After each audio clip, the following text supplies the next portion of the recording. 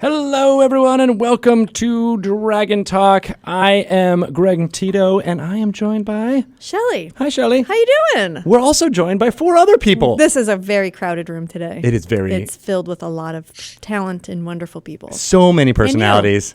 Oh, that was so nice. That's Ryan's joke that you stole for this. That's perfect. So, yeah, at the cost of not letting you guys introduce yourselves, we're going to go around and say who you are, and then you can wave so that we don't get people talking over each other. That's always a thing that happens. So, we have Mr. John Peterson. Woo! Hi, John. Welcome. Been on the show before. We talked about the Lost radio episode of Dungeons & Dragons.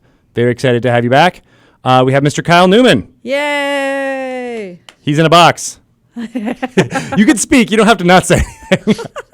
This whole interview will be pantomime. I'm experiencing this in a new dimension now, the video dimension. I'm so used to hearing you guys speak. I'm thankful for being on. It's good to be here. Awesome. Good to have you. We have Michael Whitwer. Hello. Woohoo! Hello.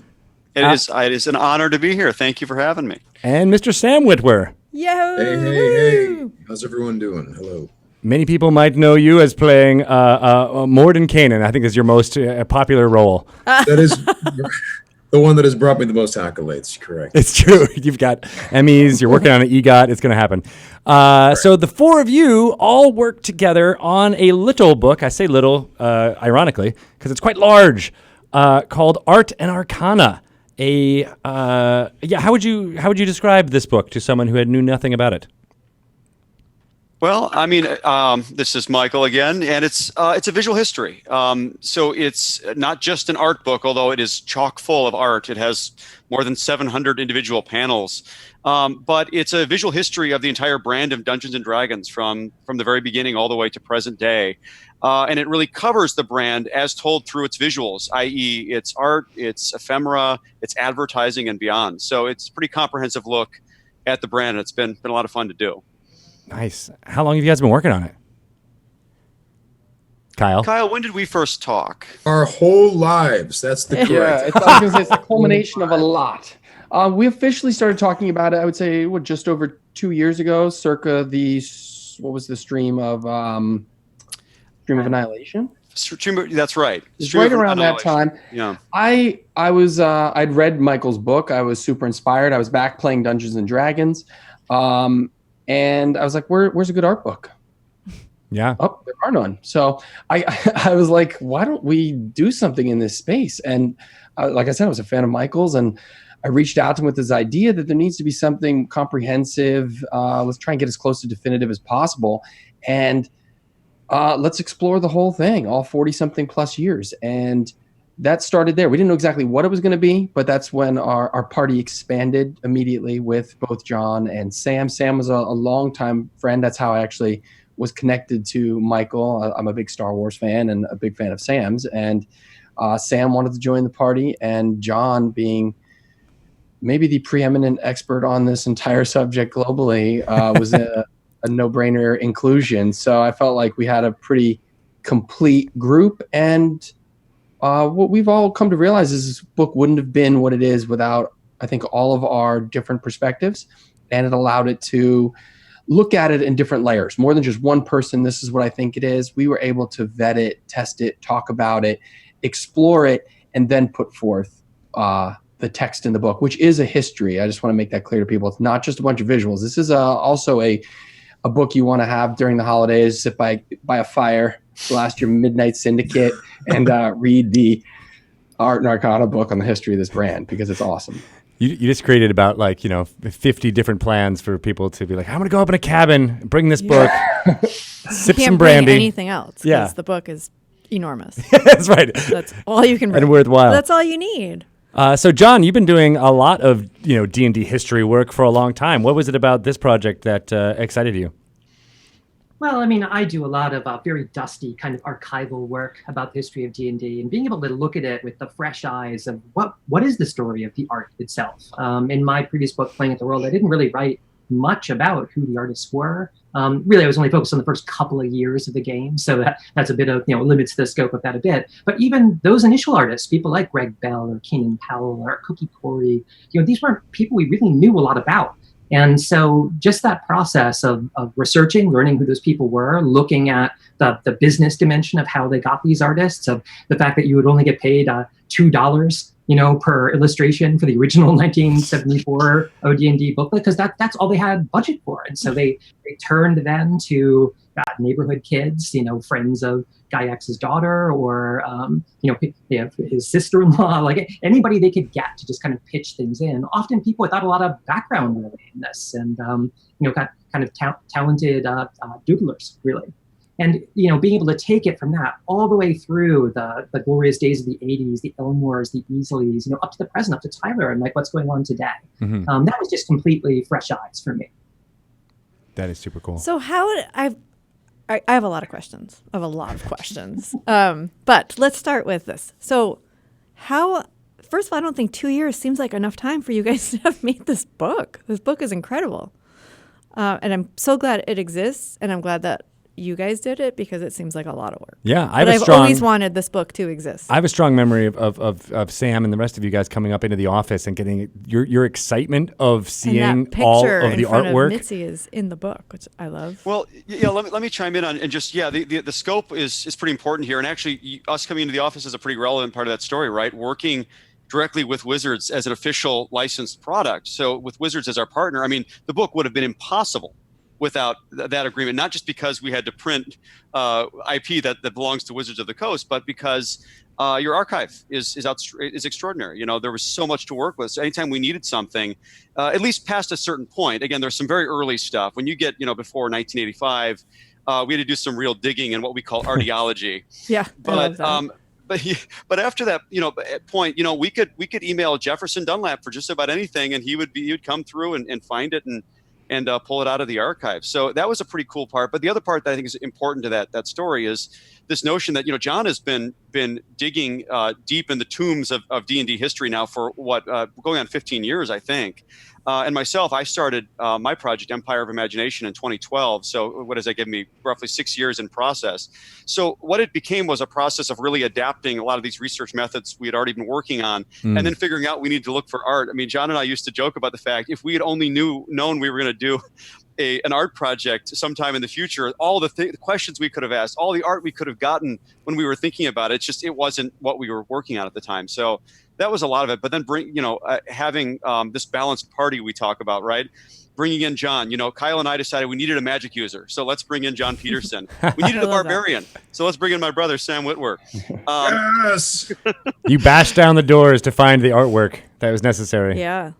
Well, and when you have 4 authors, now all of a sudden you can effectively in 2 years write a book that would otherwise take one author 8 years, if you think of it that way. Yeah, so that was kind of the process. But with 4 of you, did you guys have like certain roles within the book? Like, you're going to handle this section, you're going to handle this era, or how did you guys break it out? We did. we at first broke up chunks of D&D history, like we gave like eras or years, and we broke those up. I think I'm not going to say who was where, because we all chimed in and everyone else, but beyond that, also we had different turf that we covered as far as the spirit of the entire project.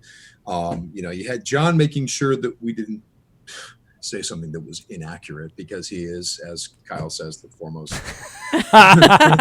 historian, and we didn't want to get the history wrong. Kyle, being a director, is very visual, so we wanted a very beautiful, visually stunning book, so he kind of took the lead on those things.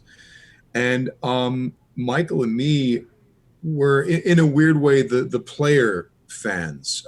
Michael, already having written a book on Dungeons and Dragons and Empire of Imagination, the book about Gary Gygax, he was kind of the guy who kept us all on task and kind of pushed the whole project forward and divvied out assignments and all this stuff. And I was the guy that was weirdly actually there in the early days of D&D playing. So I'd be like, well, I remember this, and I remember that it was like this at the time. And so, yeah, it's very strange to figure out where all our strengths were and divide up those very cool. There are those layers. They're experiential layers. That's, I think, what Sam would talk about. I remember this art, and I remember this was like taught me about a mechanic, and this is what it made me feel like. And it's getting back to, like, you're talking about cave painting or ceramics. They served a purpose. You can also talk about them as art, but what are they inherently. And it was trying to look at things like that. I remember I was playing Princes of the Apocalypse, and that was my reintroduction to Dungeons and Dragons in this edition. And I was like, this is Village of Hamlet. This is elemental evil. There's a story here. There's all these layers. Do people that are playing it now realize that there's just a reincarnation? There's an homage. It's a reinvention. And I just thought that was so exciting. What is it about this brand that has this durability to rise again through all these different incarnations, ups and downs, and still endure? What are those intrinsic values and visuals? And I think that's what we all said. We got together in Los Angeles. We met at my house. We had stuff projected up on a TV, and John was leading us through it. We were taking turns going through what we liked. And it wasn't just about what we liked, but it was also about what was important, what was transformative, what was disruptive, and why. And then that started to lead the conversation. And that conversation then had to be put in check by what imagery we could actually track down and license. And then we had a mandate to make it the best looking stuff you've ever seen. So if we could rephotograph it, we rephotograph it. If we felt like there was a native art out there, piece of it, we wanted to hunt that down. And John and Michael knew a lot of people in this collector world. And John brought a lot from his personal collection in terms of documents and texts and just not non-art, which are just as important to the visual history. Right. You guys discovered the actual pages that Ed Greenwood faxed to the TSR offices, right, of his Forgotten Realms map. Is that true? I mean, fortunately, that was one where Wizards could help us because that's kind of after that sweet spot. So things like that, actually, you guys had great picture archives up. That was easy for us. We were just, you guys give us that. No. Some of these other things, are a little harder. Kyle was just talking about the Temple of Elemental Evil, for example, and the Village of Hamlet. That's an example of something that is from my private stash, the original kind of hand-drawn maps that Gary used to run that as a campaign at TSR in 1976, back when there were really only 8 or 9 people working there. That was like their office campaign then. And we want to be able to show you the visual progression, not just of the artwork, but of all of the visual things that we plug into from the game, from dice, right? I thought it was really important to show different kinds of dice throughout the years, or how maps evolved, or character sheets. Character sheets are something that when you see an old character sheet, if you grew up playing the sheets of that era, that just tugs your heartstrings right away. Brings you back. Yeah. It brings you right back to it. And similarly, period advertisement, just the fonts, the colors, the way people are dressed, that, were the role model. This is who you should feel like plays D&D, and you want to be like them. There's just a way that brings you back into the era so quickly without us having to say a thing other than show you the picture. And even within this team, showing those things, they all affected us so differently. I mean, character sheets, John just mentioned that. I remember when Sam got a hold of some of these really early character sheets, I remember him just kind of couldn't quite believe them because, again, Sam was our dungeon master. So I'll let him speak for himself, but he would look at these things and just remark about how different they were. Yeah, I mean, people are going to...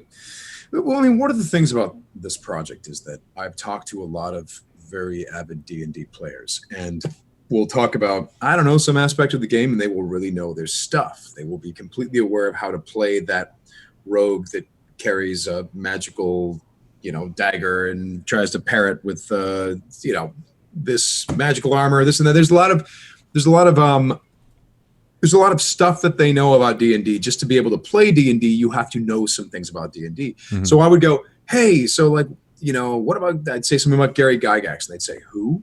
And I'd go, whoa, what are you talking about, who? And I would start talking about Dungeons and Dragons in the 90s, 80s, 70s, and they'd have no knowledge of any of these things. And so it was just kind of realizing that with this wonderful popular game that has no casual fans. For example, you can't be a casual fan and play D&D. You have to know how to play D&D. And yet they have never had occasion to visit the history or know the story of how this game even came to be. So really, that was the thrill of being able to bring this story in a really fun visual way to the D&D audience. And in some ways, it almost feels like the kind of document that a D&D character would find about the world that they're in, right? You guys created this history that someone like an esoteric character could be like, oh, look at what we found and we discovered, and it all goes all the way back and like learning about it. So that's why I love it about it. The visual look of this as well is that it feels like a tome that you would find in a tomb. And if you pick it up and you strike someone with it, it does 1d6. Is that right, John? 1d6 points of damage? That's improvised, yeah. I don't know, the box It's said 7.8 might do pounds, I think, correct? Yeah. more. So I believe Greg's wrist the is hurt. Yeah, the regular edition is 1d6. The special edition is 1d8. Yeah. Which is a long. Yeah, that feels. And this can slice. This is more of a slicing weapon here. The There it special is. edition. Piercing. It's got a piercing. Yeah. Yeah. Well, it's got some piercing damage. Gift that keeps on giving. Yeah, well, I mean, going back to something that Kyle had said, you found like you were all these questions. Like, do you feel like you have the answers to those questions now of why this brand has endured for so long? I think we're closer to it. I don't think there is a definitive. We're working on it. No, you know what it is? It's one of those things where I hope it's around forever. There's going to be technological advances, and how will it adapt to and endure? A big part of this book is computer games, and how the most dominant way the game was visualized in the 90s and beyond was digitally, and sometimes that took center stage. And there was animation. There have been movies. There will be more movies, and sometimes like a future movie might redefine everything and dominate the complexion of the brand. So there's a lot to be determined, but I think at the core of it, it's community, friendship, imagination, it's collaborative storytelling. And why there is this resurgence, I believe, is a desire to connect again, a desire for analog. And I think video games promise open borders, but we all know there's a digital border somewhere. This is truly open. You can truly do anything. And I think that's going to be the persistent allure of Dungeons and Dragons. Also the allure of just introducing a new generation to Satan worship, like getting kids to buy into. Oh, John, what? Oh, yeah, I thought you were covering your eyes, but no, you're putting the. He's got the horns. He's throwing the horns up. There's not a lot of kids know, how do I get into a satanic cult? How do I start? I know they don't teach that in school anymore. They don't, not anymore. No. And so They have D&D clubs for that. Let's bring the kids in and let's teach them about true power. Well, in some ways, I mean, you guys certainly don't shy away from talking about the Satanic Panic era throughout. Okay, so the that history. was one of my favorite parts in the book. The one that, like, the pamphlet from Bad bothered about Dungeons and Dragons. My mom So was let's in talk about Bad. this for a second. For some people in the chat room, you guys might not be aware that in the 80s, the parents were highly convinced that not only could role-playing games like Dungeons and Dragons, which was, by the way, the only game in town for a long time, role-playing games could damage your perception of reality. You would, if you played D&D too much, you would become confused about who you were versus who your character in the game was. And you would suddenly lose your identity and become convinced that you are your character and wander off into some steam tunnel somewhere, and bad things would happen. And that was one belief. And the other belief was this was recruitment material for satanic cults. So that is, one of the fun things. If I say, I don't know if it's fun. It's coming from a guy whose mother threw away his D&D collection because it's the devil. Greg, you have a similar story. Yep, you and me both. Yeah, but one of the things to take the humor and turn it into something where you almost don't blame the parents. Role-playing games were such a new concept, and people it was so mystified people. And that children were ill-equipped to describe to their parents what even this game was or how you played it. And it was so different. Is it a board game? How do you win? And all this stuff. So they were, in a weird way, rightfully confused. The conclusions they drew were pretty dramatic in terms of parents. But I wanted to stop and explain that because just to remind us, not all D&D fans know these pieces of D&D history, that in the 80s, there was a big deal about satanic worship and people going insane. And I remember Tom Hanks crying on TV. Top of the Empire State Building. He's going to jump off because he's his character. Right. Yeah, Tom Hanks played in a movie, made-for-TV movie called Mazes and Monsters, which was about the dangers of Dungeons and Dragons. And he plays a kid. There it is. There it is. The actual novel. And he plays a kid who becomes confused and thinks he's his cleric character in the game and nearly jumps off the top of a tower.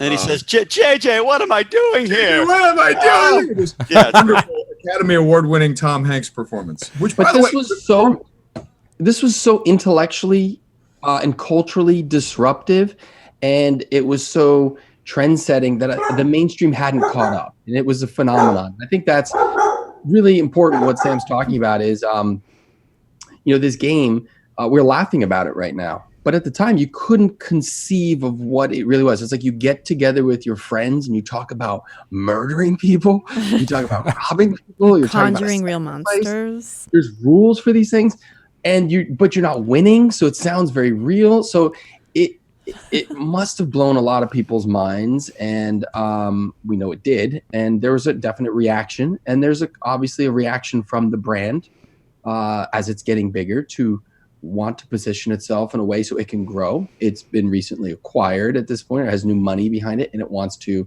as a publisher, that it's going a little more mainstream. So there's an image that needs to be kept up. There's a lot that has to be considered because it's a business. So there was so much going on in just a few short years, and then you're seeing it pop up in E.T., and you're seeing it with an animated series, and you're seeing it in the Tom Hanks movie, and you're seeing it on 60 Minutes, and there's what do you make of this thing? What is this thing? And that's why it became the phenomenon it did in that era. And it's achieved probably its greatest heights since. Right now we're living in like this new renaissance. So but for totally different reasons. Yeah, and it's completely very opposite. Yeah, right, exactly. And it's some of the ways that D&D fans are not as Sam, you were saying that they might not know Gygax or the history of all this too. So do parents, who see something and they're like, oh, here's a game that here are my kids able to interact with each other, use their imagination. That's something that's good. We don't want them, doing more destructive things out there. And then it's turned into, I've told this before on the podcast, but when I was at HasCon in Providence, Rhode Island, with people who were there for, My Little Pony and other things, there were parents who were coming up to me being like, oh, I can't wait to get my kids to play Dungeons and Dragons. Yeah. It's so good for them. It does amazing things in making their minds, expand their imaginations. And I was just dumbfounded. They'd be like, oh, okay, you're a good parent. Yeah. Well, even me and my brother's parents are very keenly aware, since we're releasing a book now. They're like, oh, that was good for you. We're okay. We were wrong, but my mom still hasn't said that. No, you're still. So you're right. You're in the middle. I'm like, I guess maybe where I work now. Book. Yeah, I know. Maybe I'll send her this book. Our parents are like fully like, yeah, we didn't know. We didn't understand what it was. And the proof's in the pudding at this point. Again, now we have data that, well, let's call it at least anecdotal data that suggests that look at the people that were playing the game in the 70s and 80s. The George R.R. Martins and the Ta-Nehisi Coates. And the list goes on and on and on of kind of these people. John Carmack and John Romero were playing a D&D game and came up with Doom, the first person shooter. Say again? John Favreau. John Favreau is one of the early instances of learning how to tell stories and stuff. Yeah. Barack Obama. No, I don't know. Clinton. No, but again, you see a lot of people, and the Duffer Brothers being a very poignant example today. Of course, they bring D&D directly into their creative storytelling. But from technologists to entertainers, writers, and beyond, this game has clearly inspired the imagination of an entire generation of people. And I've said this before, kind of this notion that the masters of the information age kind of came out of this D&D culture. And so we can see that whether we can, attribute all those things to the game or not, who knows? But there's clearly a nice correlation that suggests that this was pretty healthy for developing imagination, developing literacy, all these things that the game has kind of had these great ancillary benefits. And we see that more and more. Yeah, all these very powerful individuals who definitely prove that D&D is the path to early and power in the material world. They're now rich and running their own city. And that can happen to any child that starts to play Dungeons and Dragons. You're actually doing your child a disservice if you're not getting them into D&D. It's true. Yes. So the schools are actively bringing D&D into classrooms and to after-school clubs. My son just started kindergarten, and there is his after-school care.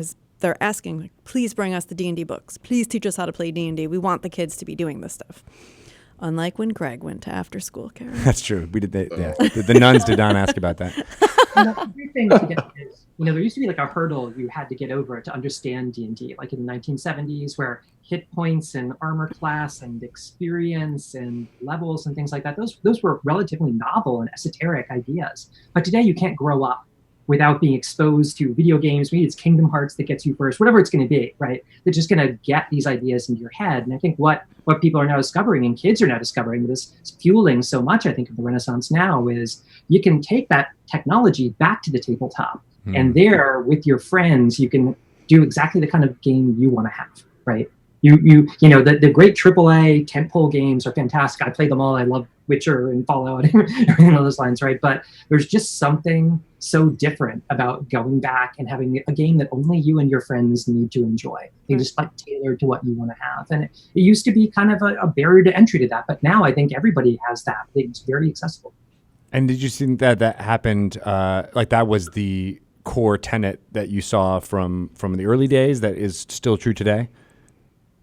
I mean, I think, again, the fact that it was so hard in the early days was a barrier. We kind of lucked out with the Satanic Panic thing in that it created this vogue, right? Where suddenly, oh my God, this is like this kind of cool, eerie pastime. What if there's really something to all this occult stuff? And sales pretty much quadrupled on the strength of that alone, right? And it reached it kind of reached the limits, I guess, of its original audience at the time that the Satanic Panic was ramping up. It was always kind of about to be mainstream, but not quite. But the next thing you know, you're on the front page of the New York Times day after day after day. It's a very salubrious effect on your bottom line. And so, I mean, that helped ease culture into it. But then it was the John Carmacks and the John Romeros, or I guess I might say the Roberto Williamses, the Dave Leblings, people that kind of first got us over the hump, the Andrew Greenbergs, right? That wizardry, games like this, that, got people familiar with these fundamental principles of simulating a fantastic adventure. And once those things became as ubiquitous as they are today, and once with the internet, these things just spread in a way they couldn't have before. Now everything is a screen that kids touch, and that's why adults are so thrilled to get them away from the screen for anything, just for 5 hours on a Saturday. That I think created this then opportunity for people to kind of go back to the basics of tabletop and analog, and it's just you and your friends talking about a game that you love. Yeah. Was there anything that you found in your research that surprised you? That you're like, whoa, I had no idea, this artist did this piece. I thought that was this per artist, or something like, that blew your mind. Gosh, there's a lot of ground to cover there. I mean, I think it all surprised us in its own way. You think you know something, or you know a lot about something. As John suggested earlier, we've been studying this stuff a long time, at least he and I in particular. Obviously, Kyle and Sam have been playing for a long, long time. But when you start looking at the brand through the lens of art and illustration, and just visuals in general, again, not advertising, for example, gosh, the things you learn about what the brand was trying to do, about how it was trying to position itself, how it was following this, but it was leading that. I think one of the neatest parts of the project for me is actually the idea of talking to some of these original artists. John had mentioned this idea that there was a couple, it was these local like teenagers that were doing some of the earliest art for Dungeons and Dragons, right? And we could talk all day about how necessary it was to provide some illustrations to such an abstract game, right? This is such an unusual game at the time.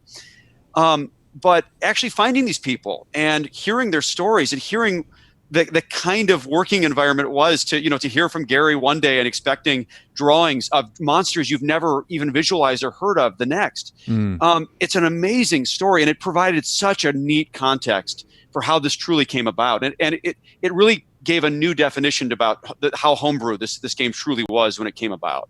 That was one of the coolest things, to find people like Keenan Powell, Greg Bell, Tracy Lesh, Tracy Lesh is one that I think is really worth a note regarding that conversation. This person that was tasked with doing the original drawings for the Tomb of Horrors module, right? Oh, wow. He was tasked with doing 24 of the original drawings that were meant to provide visual uniformity to these people playing in the original 1975 tournament.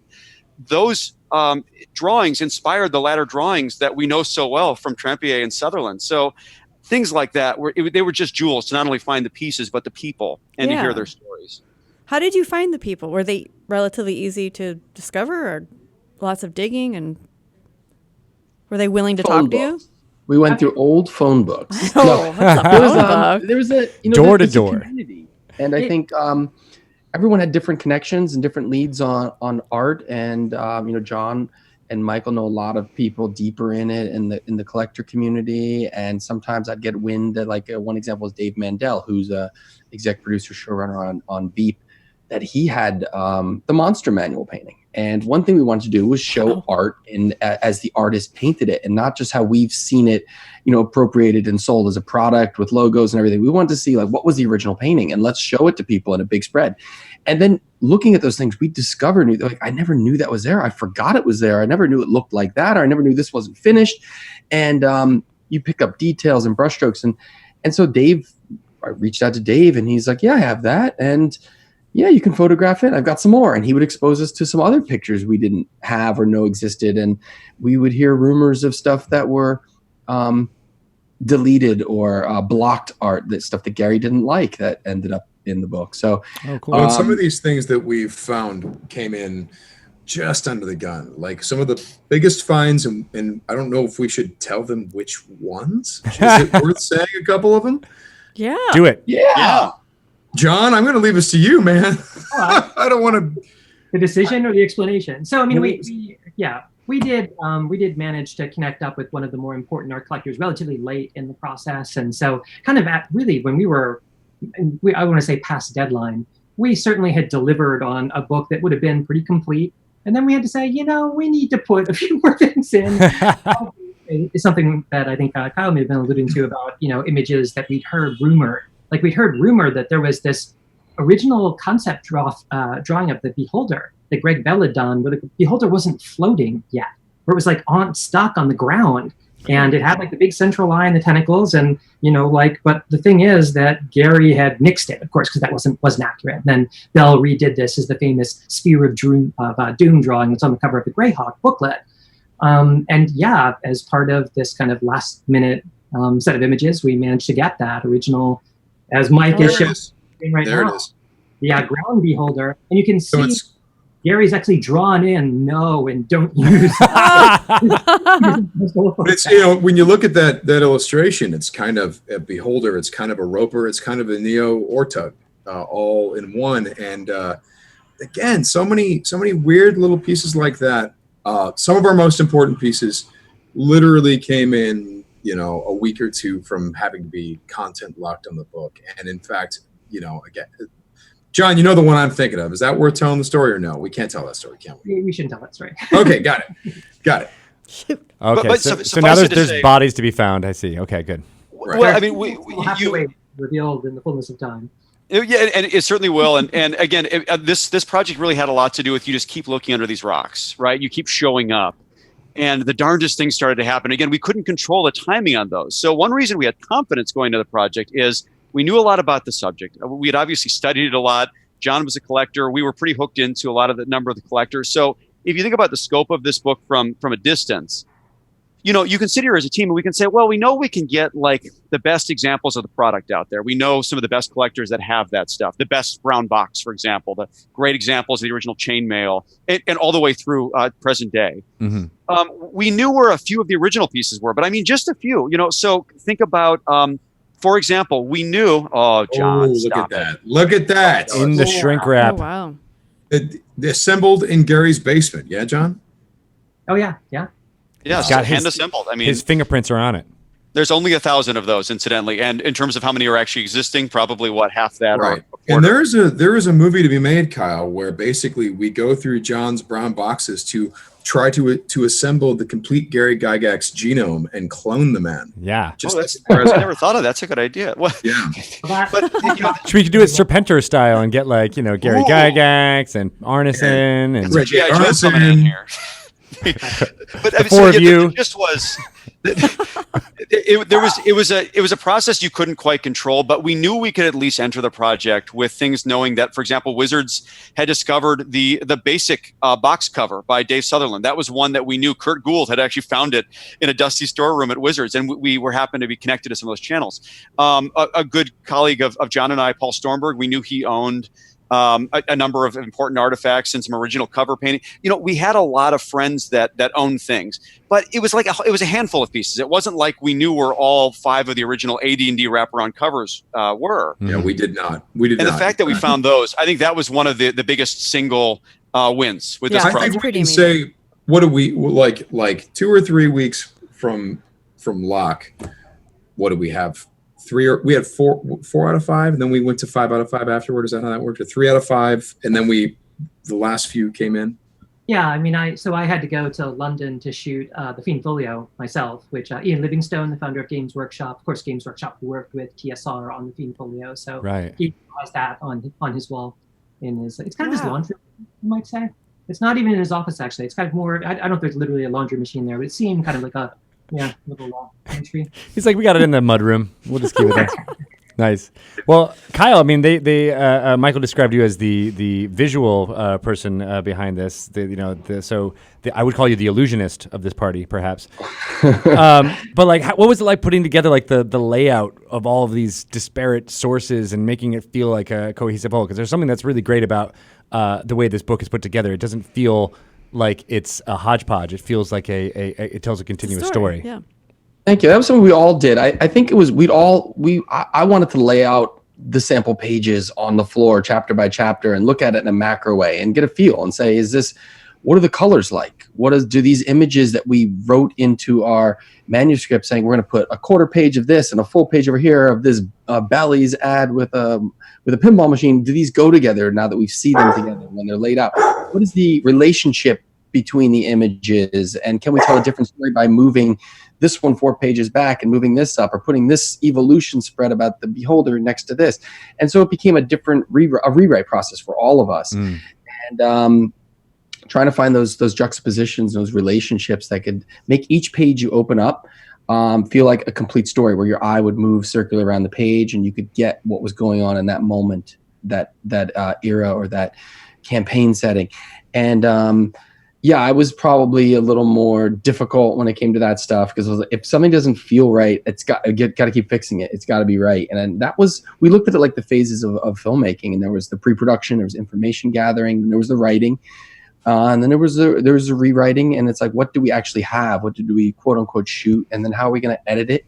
And how are we going to really polish it? We had a great team up at 10 Speed Press. We had wonderful, editor and graphic designer up there that I probably rode them more to the ground with the layout and stuff, but it was something I think we're so glad you did though, but Kyle, like that was your strength, and it's a collaboration. Thank you. It was a collaboration because I didn't want to be able. This feels like this. I wanted to make sure that we're all feeling that. And when we came to like talking about what's the cover going to be, there's a lot of options laid out. We all quickly narrowed in on 2 or 3. We're like, this is giving the right elements, the things that need to be said, the things that are imperative to this conversation.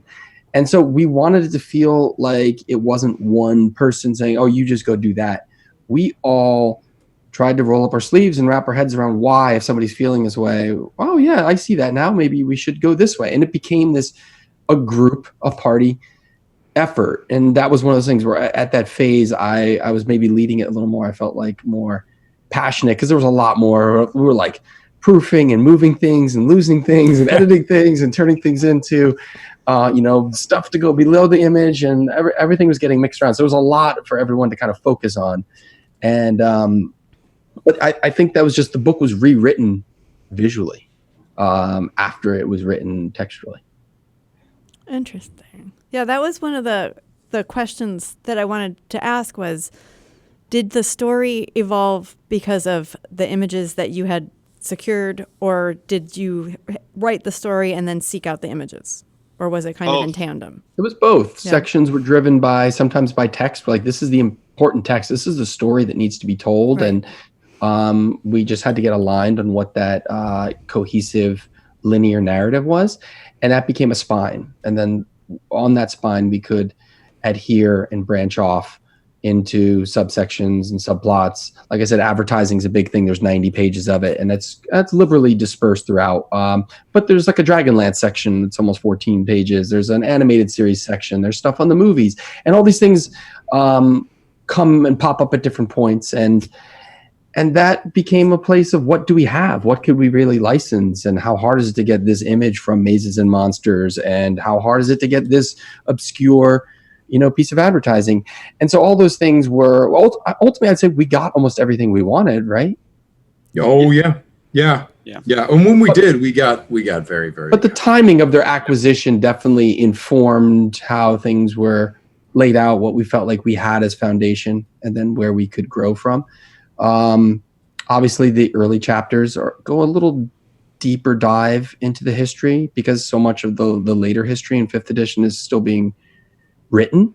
Not that it's conjecture, but it's hard to write about something when you're in it. But you have things like Critical Role and Force Grey, and they're changing the way the game is visualized and experienced. You have Dwarven Forge, and suddenly people are playing it that way. You have Roll20 and Fantasy Grounds, and all these things are talked about, but we still don't know what are the implications of that on the method, the delivery of the game. But you can play the game as it's meant to be played now internationally with a friend in Australia, and you can all be playing live. You're not having to play a digital, like a PC version of the game. You're playing Dungeons and Dragons, but you're using technology and you're harnessing it. So there's all those things that I think change the visual history of the brand. But this one, we're living in it. So, you can save it for volume 2. And there'd be plenty. Well, I mean, it's funny you mention that because there's so many things that they had to be left on the.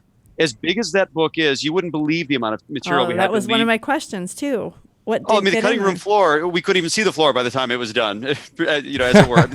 The thing is, and this does piggyback kind of both questions, really, this notion that it's the difference between a visual history and an art book, right? The idea that we had to find a way to curate, let's call it for conservatively 20,000 images. Maybe there's 100,000 images in all of D&D. I don't know the answer to that. It's a lot of imagery, right? Since 1974. So how do you choose what's best? And one of the first things we did all as authors is we pulled out, say, 200 of the images that we thought for some reason should be included. But it was pretty arbitrary. Mm-hmm. What speaks to you? What do you like? What do you think is really important? And what we figured out pretty quickly was that was arbitrary curation. We needed a better way to do it. And that's really where we started honing in on this notion of visual history. The idea that we want to tell the story of the brand is told through its visuals, but it's not just art. This becomes really important. But then the art itself, you think to yourself, well, is this piece, it's safe to say anything built from, let's say, 2nd edition and on is better objectively than anything built in terms of art 1980. quality. He's saying, in terms of you can't take, say, a piece of 1st edition art and compare it objectively to, say, a 5th edition piece of art and say, oh, this is better art. And then suddenly we started realizing, like take that box that John just put in the camera. John, could you take the brown box out and push it in the camera? If you were just a layman walking down the street and saw that, that's a pretty unimpressive thing to look at. So when we put that in the book, well, guess what? It's still unimpressive until you know what that you are holding, until you know the significance of the fact that it was assembled by Gygax and his family. There was some guy who was making a game out of his basement that was going to go on and change the world of gaming, and in fact, change pop culture forever. So it was those types of things where we were like, it's not always necessarily the best piece of art. It's what are the most historically significant moments, and what artwork can support those moments to make it, more of a visual history. And that's exactly what kind of the secret sauce was, is that, again, if a piece of art happened to be on a book that sold 1 million copies, suffice it to say it's become an important piece of art, whether it's that good a piece or not. Right. And that is really where you land on so many of these pieces. That's one of the ways you can curate that story and make sure that you're resonating with people who experience this game. This is how they experienced it visually. Yeah, I mean, it was a really a fun effort, and I don't think any one of us really realized exactly what we were getting into. But boy, we're glad we went through it. Well, we're glad you did too. Yeah. So a lot of times when we talk to people about when they first discovered Dungeons and Dragons, they refer to a piece of art. They'll say, like, I was in a store with my mom and I turned around and there was this book in front of me and I saw it, or they saw their cousin had a book on their shelf or something. Is there a piece of art for each of you that just really encapsulates what Dungeons and Dragons is? What is the most iconic piece for you? I mean, that's me. It's easy. It's Trampier's 1st edition Player's Handbook. Easy for me. Easy. Well, yeah, Sam, that was your top objective. There's no question. That was number one, kind of on all of our lists, but certainly Sam was very, very passionate about that one. Yeah, it's got this cool demon idol, Yeah. thus scaring the parents into I know, we wonder why the parents were so afraid. demon idol, and there's this group of characters gathered around. And there's a couple of thieves who are trying to pluck a gem out of the eye of the demon idol, and there's a couple of dead lizard men, and there's all kinds of weird stuff. But it's basically like a snapshot of a game in progress, and it kind of shows what kind of world that is. And for me, that was my gateway into D&D, was staring at that cover, and yeah, it's kind of incredible. That is cool. What's your favorite, John? Yeah.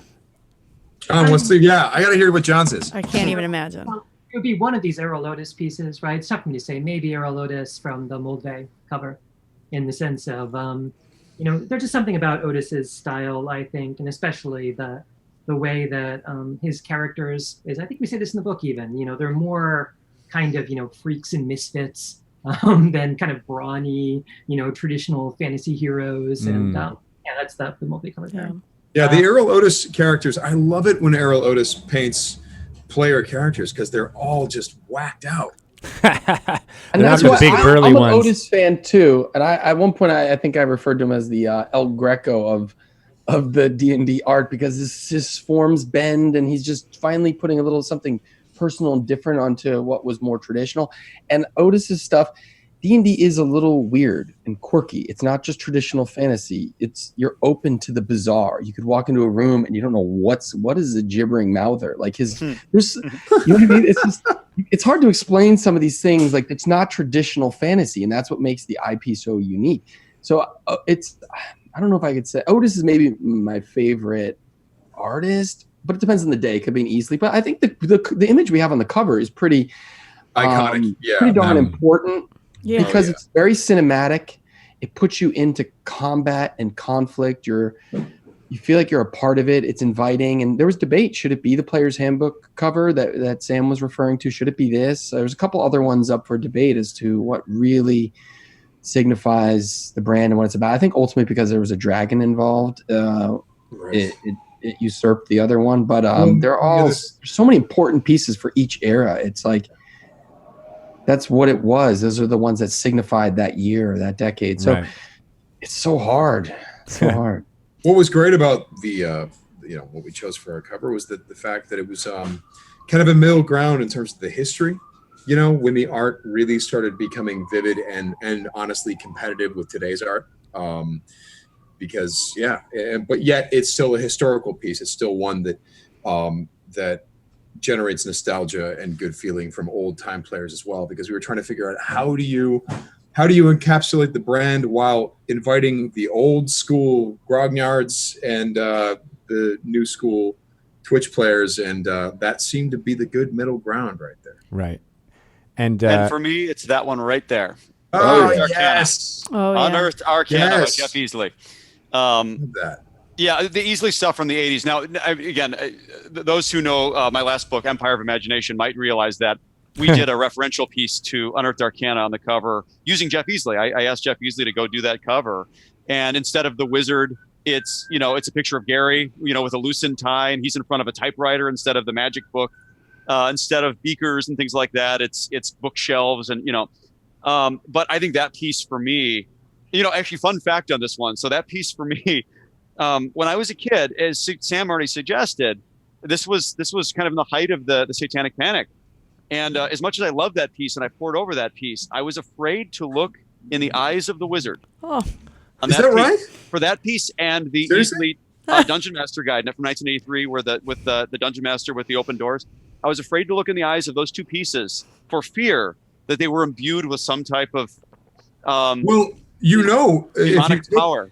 If you took those books and threw them into the fire, they would scream. You know that, right? These were the types of rumors that were. By the way, that's around. A real rumor. Wait, I didn't make that up. That's a real rumor. Thing. If you took a D&D book and you threw it into the fire, the books would scream. That's just how parents got you guys to destroy your D&D books. This is how parents thought book burning brilliant. was a good idea. Yeah, we got him back. If you hold it up in a mirror, the book won't be there anymore. If you Look, say and some of these Dungeon ideas Master's Guide 3 we're talking times. about, this the history and the art. I didn't know as much about this. There's always this phrase in writing. It's like, write what you know. Yeah. I think that's crap. I think you should write what you want to know. Because I wanted to dive deeper into this. I wanted to say, why did this affect me so much when I was a kid? Why did this stick with me? Why am I playing this again when I'm 40 years old? My older brothers played it and they wouldn't let me play it because I was just a little bit too little. So then I would go and draw what was in the monster manual. Why did I have that relationship to it? That's what I wanted to explore, and I learned from all of these guys just being in the same room from every day. And then just flipping through the book when it's done, I still feel like a very proud experience. And I'm learning from it. Like there's stuff where I didn't necessarily focus on that era. And I'm like looking at that little thing and I'm like, that's really cool. I mean, so if this seems daunting, it doesn't need to be. I mean, this book is a visual experience. You can just put it on your table, flip through it leisurely, and you're going to get something out of it. Or you can sit down and read like a linear history if you want, and you're going to get another experience. And that's what we tried to curate. You can throw it in the fire and it will scream. It does scream. That's why you should get 2 copies. That's when right. you pick it up. Only the special edition screams to be. That's true. Right. Only special. The more expensive one is the one that screams. So that's your wallet screams if it's the specialist. It's Hydro 74 will scream in Miami if you do that. But yeah, no, I mean, we've been focusing a lot on the 70s and 80s, but I mean, I think I want to make sure everybody knows you guys talk about the transition from 2nd to 3rd edition, from 3rd to 4th, and even now in 5th edition, you mentioned the Twitch streamers and what's been happening now. And I was looking here at the end because I heard a rumor that the image from the stream of Annihilation didn't make it in. Is that true? Did that get cut? Or is it in there? No, that's in there. It is in there. Okay, good. Absolutely. It's in the beginning. I was playing a game last night at Joe Manganiello's house, and Liam O'Brien was there, and it was the first time we got to show him the book, and he's like, "Oh, I'm There in it the back." is. Okay, I'm like, good. "Oh, no, I found it. You you're found in it. the front of the book too," Oh. and got that image in there. That was your help. Thank you, Greg. Right next to No Stranger problem. Things. Yeah, there it is. Boom. Perfect. That one felt very important to me because it has a lot of the active people right now front and center with the brand. It was Merles and Perkins and Deborah Ann Wall and Joe and Liam and Matt Mercer and Marisha. It was like everybody was in this image playing, coming together to do an event. And that was just another way, like the streams you guys put on, with that Waterdeep experience. You can't really put that in a book. How do you might show a picture from it, but that was an experience, Yeah. So there's all new ways that the brand is kind of connecting. Right. And it was great seeing the 4 of you in costume on the was streets so of Waterdeep. Yeah. Thanks for making us dress up. They were in costume. Jeff will actually dress. They were in costume. That's true. John, you were like the only one who's like, hey, this is just Tuesday Just for me. another day in Waterdeep. It looked like Assassin's Creed. Someone gave me this thing at the last minute, thankfully, and I had this hooded and sleeveless, like this sleeveless cape thing. I was like, Yeah, there was a guy who was there who because you guys, we got there in jeans and t-shirt, and you're like, well, if you're gonna be on the streets of Waterdeep, you got to dress like it. And there was a guy who I worked with on Smallville who's like, I'm like, can you help us? He's like, yeah. Oh, you had worked with dressed us in 10 minutes. You would work with And so he Dustin? dressed us in like 10 minutes. And what's hilarious is Kyle had this great intro where he's standing in the back with his robe on. I saw And then that. he takes his robe off. Then Kyle, this is the way I remember it. You take your robe off and you pull it off like this, and you go, "So I'm Kyle." It's just like you had the robe pull perfect, but after that, you hadn't thought like, "What's the next step?"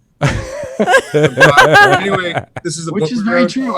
I did not have an elaborate character plan.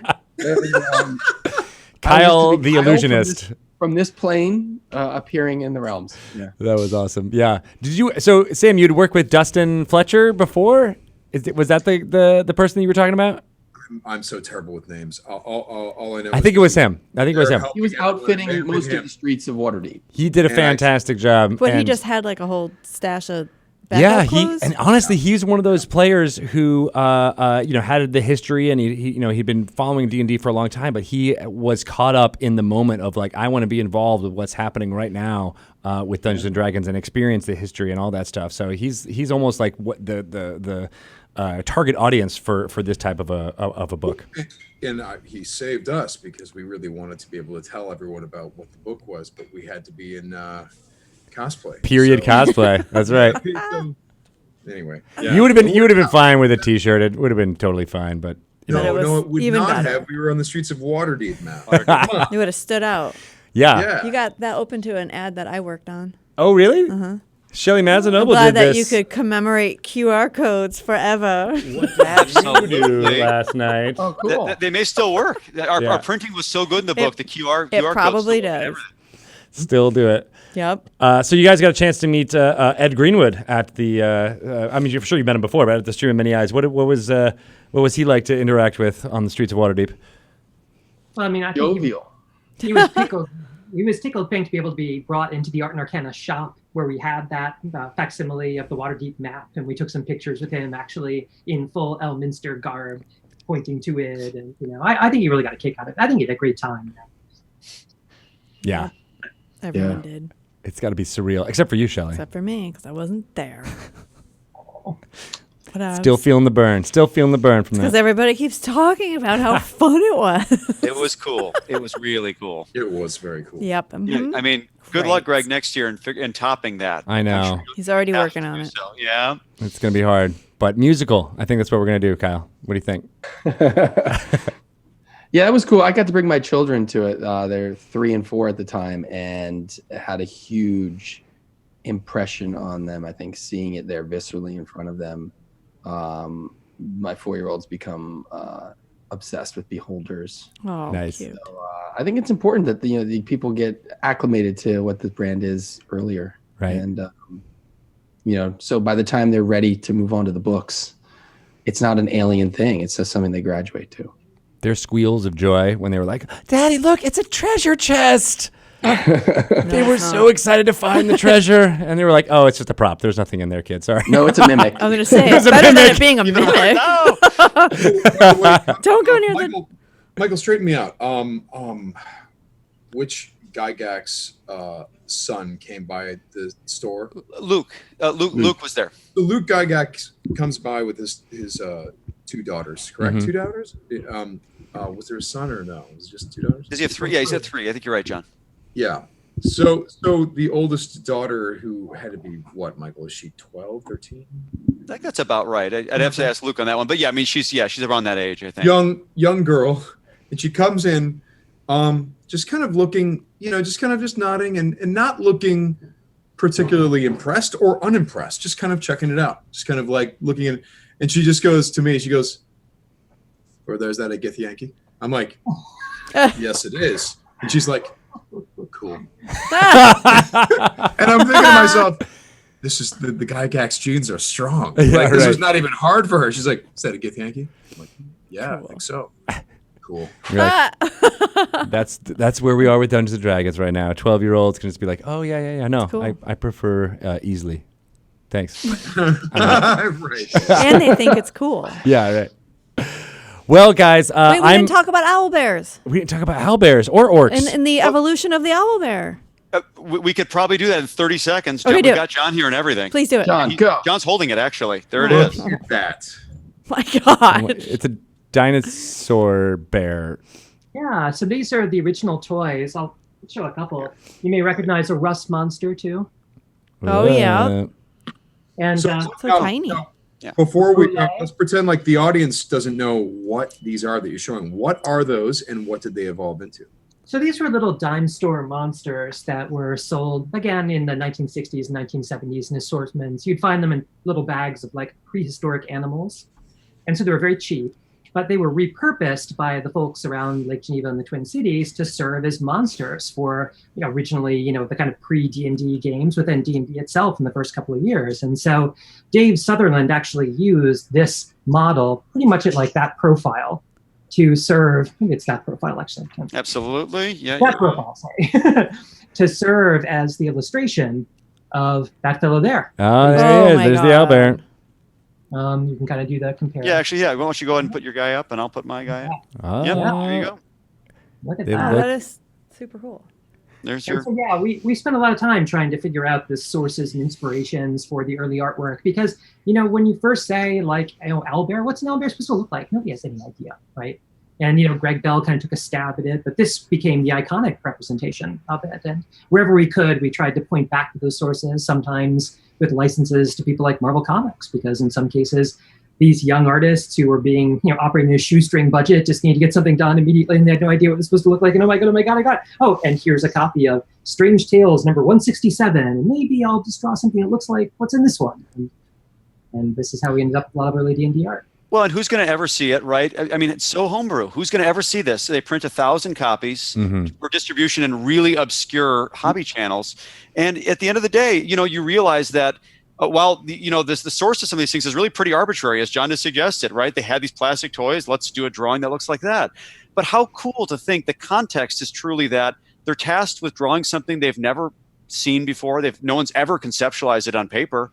And so they just have to go with what they know. They might have an encyclopedia if they're lucky, or some kind of manual they can kind of copy out of it, but there's certainly no internet. So it's such a kind of a shoestrings way to come up with all this stuff. And I think it's so cool to kind of discover that history and realize that these iconic representations, in some cases, were drawn by 14-year-olds and 17-year-old kids that were hanging around Lake Geneva that were just kind of local dreamers that would kind of go by the Gygax house once in a while. I mean, it was a pretty neat thing. Yeah, it equates it to like just doodling on your notebook in high school. Like some of those, were pretty fancy and crazy and weird, and they ended up being D&D monsters. Some of them in that era. I think that's pretty cool. Well, that's how they found Tracy Lesh. Tracy Lesh was a 14-year-old local boy who was in Elisa's class, and she saw him doodling in his notebook and said, "You should talk to my dad." So Tracy Lesh gets pulled on to do Boot Hill, another early TSR Western role-playing game. And then Tracy Lesh not only gets conscripted to do the Tomb of Horrors assignment, but also is the first one to do the Mind Flayer and the Roper, he does the original illustrations of those. So I mean, what a cool thing. Yeah. 14-year-old kid, local. You guys did a really good job of getting this book into the hands of a lot of people on Twitter a couple of days ago. Or maybe it was your counterparts at 10 Speed Press who did that. But all weekend long, I've been seeing people discovering little bits of stuff that they didn't. People who are self-professed influencers in Dungeons and Dragons, not knowing some of this stuff, and having the drawing of the Mind Flayer was the one that came to mind of like, oh, this is one of the first iterations of this iconic monster, and nobody would know where that had come from if it wasn't for you guys doing that research and putting it in this book. I actually was flipping through it today, and I saw the Mind Flayer section, and it hasn't even changed that much. Right? Like I was kind of nailed it early on. Like it's kind of like, yep, you can.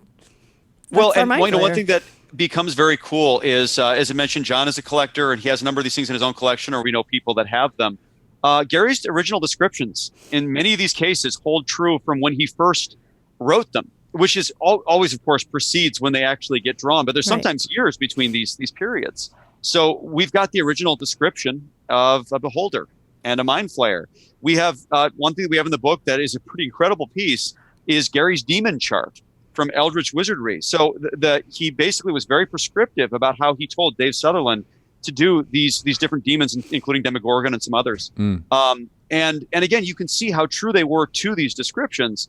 And you can also see that, as you already suggested, that some of these monsters actually haven't changed. Take the Rust Monster. The Rust Monster is still based on the little plastic toy little guy after all these years. So it's pretty cool if you think about that. And I think that's why this book, old or new, really has something for everybody. It connects with new players of the game, old players of the game. Not only because we cover all the periods, but because we really try to make this relevant history that connects with things you know and love today. Yeah, so, by the way, the reason we're not going too deep into 5th edition history is that it's happening now. We have a big sections on recent Dungeons and Dragons. It's simply that the stuff that we didn't think people knew about was the early stuff, and we're right. Nice. Yeah. Arcana 2. Right. That's right. Electric Boogaloo coming out. I knew you were going to go there. You have to. Globus is right. Well, you know who has come a long way from 1st edition? Lulth. She has evolved. She looks a lot better now. She's doing all right. You didn't like her? You didn't like the old one? I do. You know what? I think I didn't discover D&D until much later, but I do feel like if somebody showed me early Lulth, that probably would have been it for me. I would have been like, I want to know more. I'm in. I don't know. There's something about the early Lolth pictures that like frightens me, but it intrigues me. Like the wizard's eyes looking at you. Yes, I don't know if I would have looked deeply into her eyes. We were fortunate that particular spread you're talking about. You know, we were fortunate enough that for whatever reason, however it came together, it seemed like all of the artists of a particular era and a few other eras had actually done a Lolth. And a matter of fact, someone who tweeted just today, Tony DiTerlizzi, one of my favorite artists, right? A lot of people know him from the Spiderwick Chronicles. He's the co-author and creator of that. And he brought this remarkable style to Dungeons and Dragons, coming in around the Monstrous Compendium. I'm sorry, the Monstrous Manual to be exact, where he did these really unusual watercolor drawings, right? He really did things his own way, and he brought all this interesting character and weird esotericness to his drawings, which of course ended up getting into Planescape, right? And then we end up seeing how he influences the style of Planescape, which becomes a completely different visual experience. But I think of him because we actually have a DiTerlizzi Lolth in there as well from the 2000s. Right. He ended up doing one, I want to say around 2002. And his piece is in there as well. So we really try to cover the gamut in style and all the other ways we can. I love it. So this book is going to be in your hands, available very soon, right? October 23rd? October 23rd. Days from now. Days from now, listening live, but when you hear this on the podcast, it will be available at your store. I know everyone listening has pre-ordered it already. And probably the special edition as well. We didn't talk much about that, but the special edition, what does it have in addition to having the awesome cover art by Hydro? What's on there? It's got a clamshell by Hydro. The book inside is actually different. It's also Hydro art, so it's not just the standard edition cover. There it is. You get a special cover. With a mimic on the also back? Included in it is our prints, posters, and a first time ever printed reproduction of what was available at the 1975 Origins Tomb of Horrors. Actually, what was not available. Gary, correct, John? Was not available. This is basically Gary's personal version of the Tomb of Horrors. This is production version, commercial version that was sold later. 1978 is when Tomb of Horrors came out. So the 1978 version of Tomb of Horrors is what everyone thinks of, right? With the iconic illustrations and the deadly dungeon and all this incredible stuff. Well, this is before that. In fact, it's so much before that it has references to rules that didn't make it into the game. It has references to classes that didn't make it into the game. It has Gary's handwritten notes on it, and it has these illustrations by 14-year-old Tracy Lash that would later evolve into the illustrations for the 1978 Tomb of Horrors that came out in stores, but also stuff that you see in the Tomb of Annihilation recent Wizards of the Coast release. And you can now play this because it's the only way to get this is in the special edition. And also in the back of it, as a footnote, is the material that was the inspiration for the 1975 Origins version as well. So that's right. There is a lot. The special edition is pretty tremendous, and we wanted to make sure it was loaded with stuff to give it that extra value. It's hefty. It's printed so well. Both editions are printed at the highest possible quality. So you're seeing art. A lot of this art, you can Google it. You think you can look at it on your computer, but you've never seen it like when it gets printed like that. Yeah. Yeah, that's one of the things we were very proud of, is the fact that some of these early D&D things, the printing quality was only as good as it was in the late 70s, the early 80s. And we have an opportunity here to show the same art, but printed with modern printing techniques. So this is the remastered for HD version of Dungeons and Dragons. That's right. Awesome. So the I was going to say the bare bones edition. The standard edition is way to sell it, Tito. How much is that? Do you guys know? On Amazon right now, it's 31 and change. What? Yeah. And it's twice as thick as the books you guys publish. I'm not supposed to say that. Why would you say that? You could say that. These are our friends. It's 450 pages, 700 pieces of art for $31 on Amazon. You can't go wrong there. Yeah.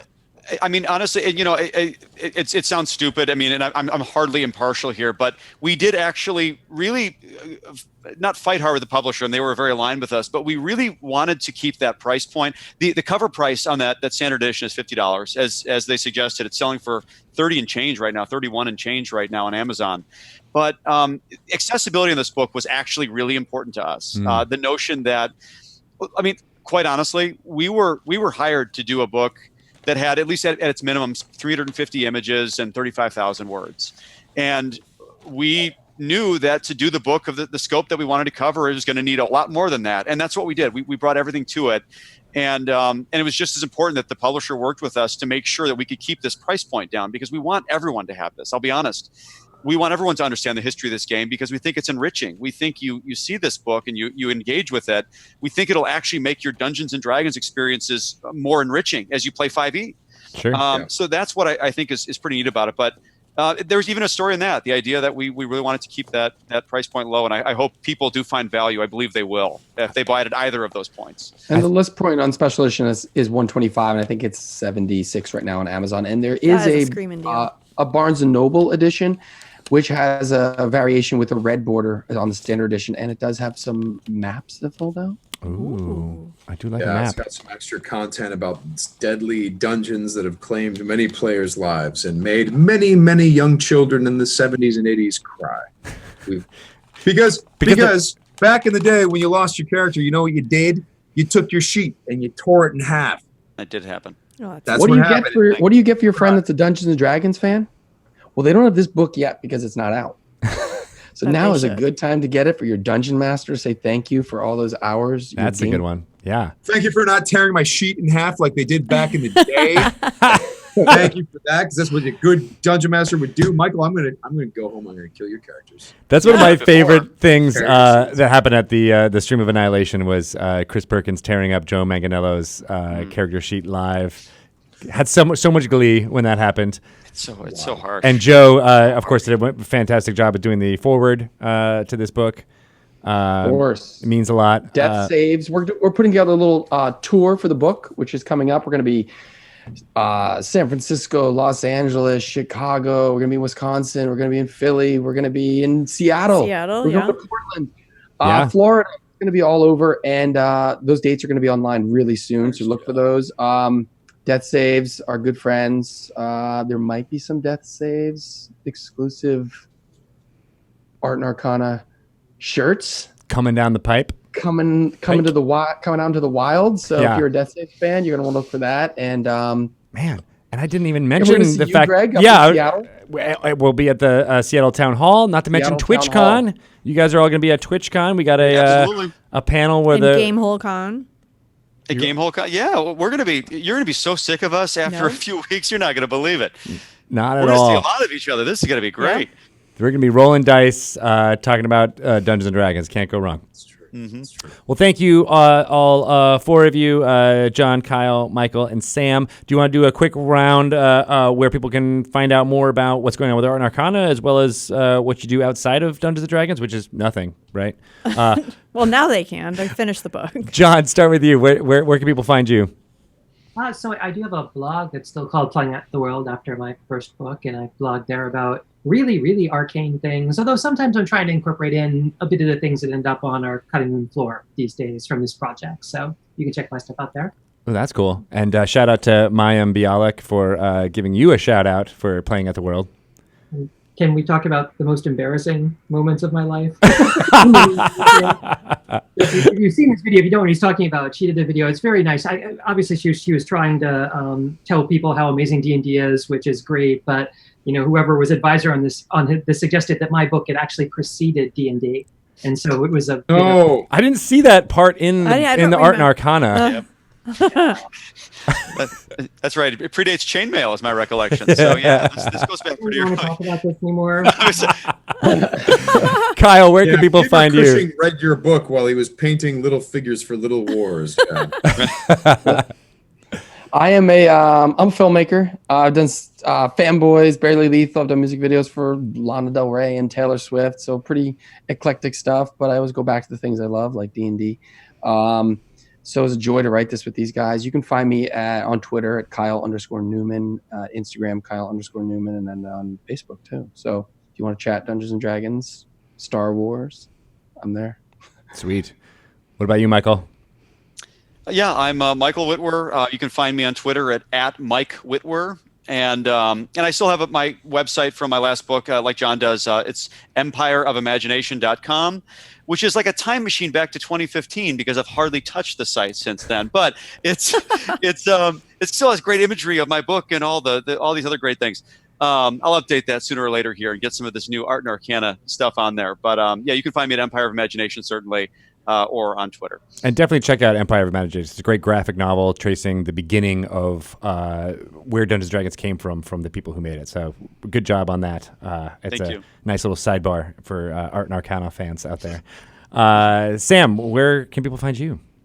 You can find me on Twitter at Sam Whitwer. And I don't know. What do I do? I don't know. This book is coming out. I've got video game coming out called Days Gone, early 2019. I got a album coming out either at the end of this year or next year, and Star Wars stuff. And then also you can see me on the current season of Supergirl. So there you go.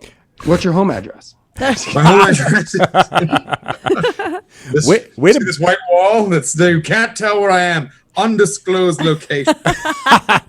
I love how you so nonchalant. Like, I'm on all this awesome, cool stuff that people enjoy. You can check it out if you want. I don't know. It's just buy the book, guys. And buy it all. Well, awesome. Again, thank you for being on. I can't wait to see you guys at TwitchCon, and everyone who's listening, check out Art and Arcana. Get it now. Thank you. Thank you. Thank you so much. Have a good one. See you later. Bye-bye.